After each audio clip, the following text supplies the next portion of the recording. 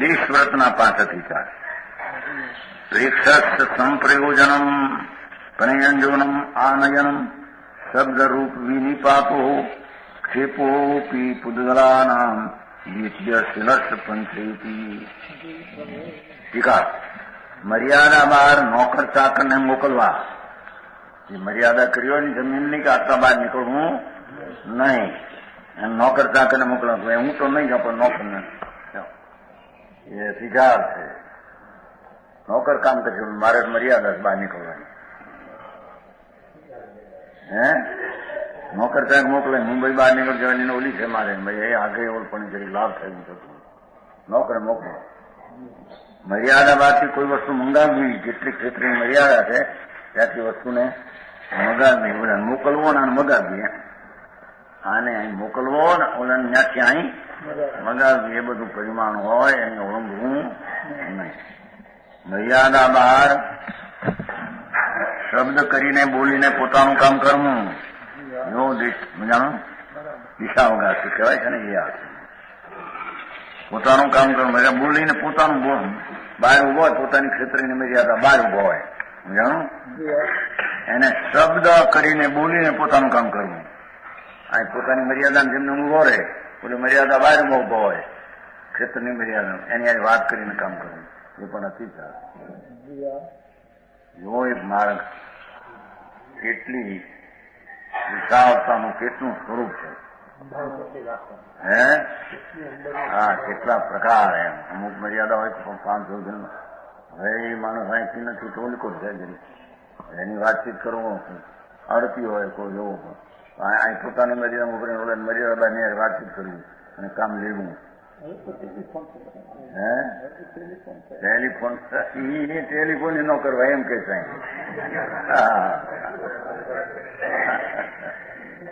મર્યાદામાં ટેલિફોન ન કરવો. જેટલી મર્યાદા કરી એનાથી ટેલિફોન આગળ ન મૂકવો એમ કે છે.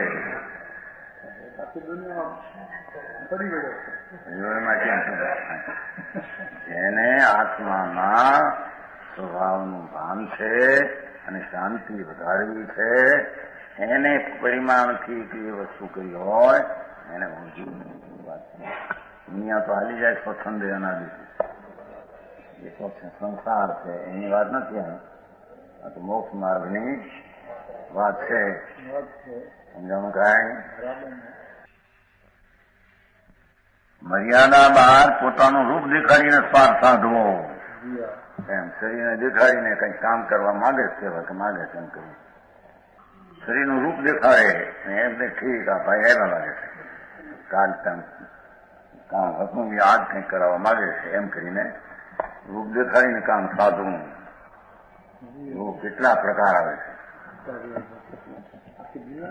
આખી દુનિયાની ખબર જાય. રાજમનજી હું વકીલાત પણ તમારા બધા કાયદા બધા જાય તો બધા કાયદા કેટલાય તમે. મર્યાદામાં કોઈ ચીજ વગેરે ફેંકીને પણ કાર્ય કરવું જોયું.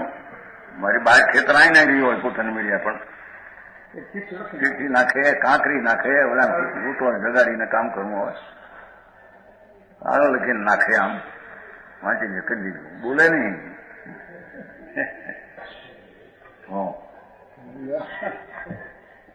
મમતાના પ્રકાર કેટલા છે એની મમતામાંથી હટવું એની વાત ચાલે. એમ વાત છે ભાઈ.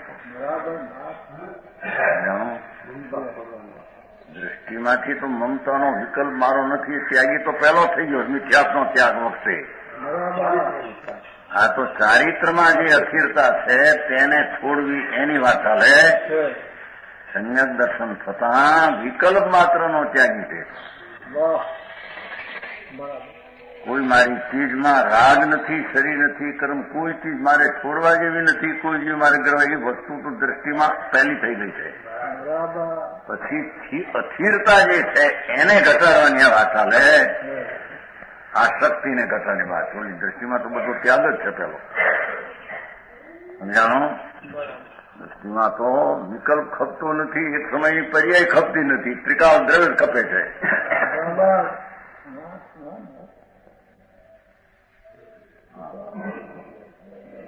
સમજાણું કાંઈ?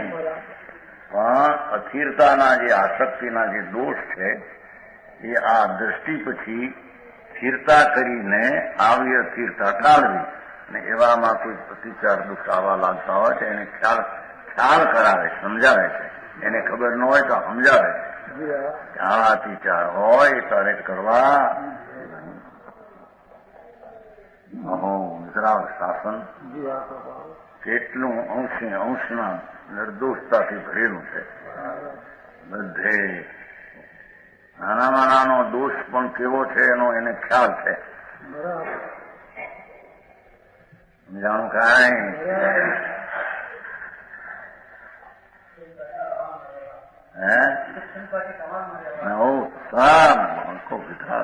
એકદમ સંકેલીને પૂર્ણ અંતર જવું છે.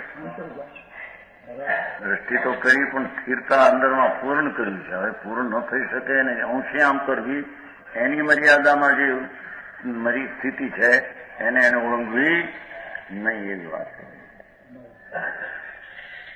જાણું કાંઈ વિતરાગ માર્ગમાં આવું હોય બીજે ક્યાંય સ્થિતિ હોતી પર્યાયમાં આવી.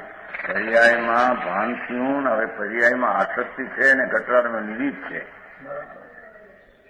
પર્યાય માની નથી, પર્યાયનો સુધારો વધારો ઓછી વતી થવી એ માન્યું નથી. એને છેક અહીંયા જ આ હોઈ શકે નહીં. સમજાણું કાંઈ? કેટલાક એના વેદાંત ને આ નિશ્ચયનું બાપુ ક્યાંય મેળ નથી, જરીએ મેળ નથી. સર્વાંશમાં એને સર્વાંશ માન્યું છે એટલે એનો સર્વાંશ છે એ ખોટો છે. ના ના, બિલકુલ બિલકુલ નહીં. છે એ અપેક્ષા બરાબર, જેવું સ્વરૂપ છે અપેક્ષા બિલકુલ હાથું નથી.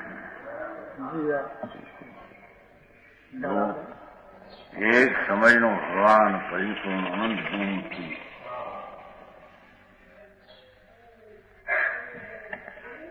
એની એકાગ્રતાથી હવે જો એ પર્યાય આવી એની પર્યાય ક્યાં સ્વીકારે છે? મિથ્યાભાસી મિથ્યાદૃષ્ટિ. સમજાણો? અહીં તો વસ્તુ અખંડ અભેદ છતાં એનો ભેદ પર્યાયરૂપ ભેદ છે. પર્યાયરૂપ એનો એક અંશ ભેદ છે. સમજાણો? એની અંદરમાં નિર્મળતા પ્રગતિ છે એટલી એનો અહીંયા વિવેક કરીને એ નિર્મળતામાં મલિનતા મુક્ત થવા ન દેવી. બહુ જ ઘણું અહીંયા ક્યાં હતું ને એને જાણો વેદાંતની હારી મળે છે, ફલાણું મળે કોઈ હારી મળતું નથી. ભાઈ તને ખબર એક એક અંગને કે છે એ છે એમ અપેક્ષા સમજતા નથી. નિશ્ચયનું અંગ આ વેદાંત કે છે, ફલાણું અંગ વેદાંત કે છે, પણ એ તો આખું માને છે ને પૂરણ માટે વેદાંત છે. પર્યાયની શુદ્ધિના પણ અનેક પ્રકાર અને એમાં અશુદ્ધિના પણ અનેક પ્રકાર. ત્યારે અશુદ્ધતાના ટાળવાનો પ્રકાર, શુદ્ધિની વૃદ્ધિના આ બધા પ્રકારની વ્યાખ્યા ચાલે. જેને પર્યાય નથી, અવસ્થા નથી, હાલત જેને માની નથી, એના ભંગને આ છોડવું, ઓછું થવું, વધારે મલિનતા થવી, વધારે શુદ્ધિ થવી હોઈ શકે નહીં. સમજાય છે કાંઈ? માટે વિતરાગ માર્ગની હારે કોઈ બીજાની હારે માર્ગ મેળ જડીએ ખાયો નથી. વેદાંત આમ કહે છે, ફલમ આમ કહે છે, શ્રીકુમ આમ કહે છે. એ 5 વિશ્વવ્રતના અધિકાર છે. બહાર ખેતરમાં પણ જે વૃત્તિ રહેવી એ મમતા છે. એને વિશેષ ક્ષેત્રમાં ન લાવતા નજીકમાં ખેતર લાવવાનું પ્રમાણ એટલી મમતા ઘટે છે, એટલો અંદરમાં વળે છે, એટલી હિંસા કરે છે, એટલી અહિંસા વધે છે. આ અહિંસા પરમું ધર્મ વિતરાગનો છે. જાણું કાંઈ?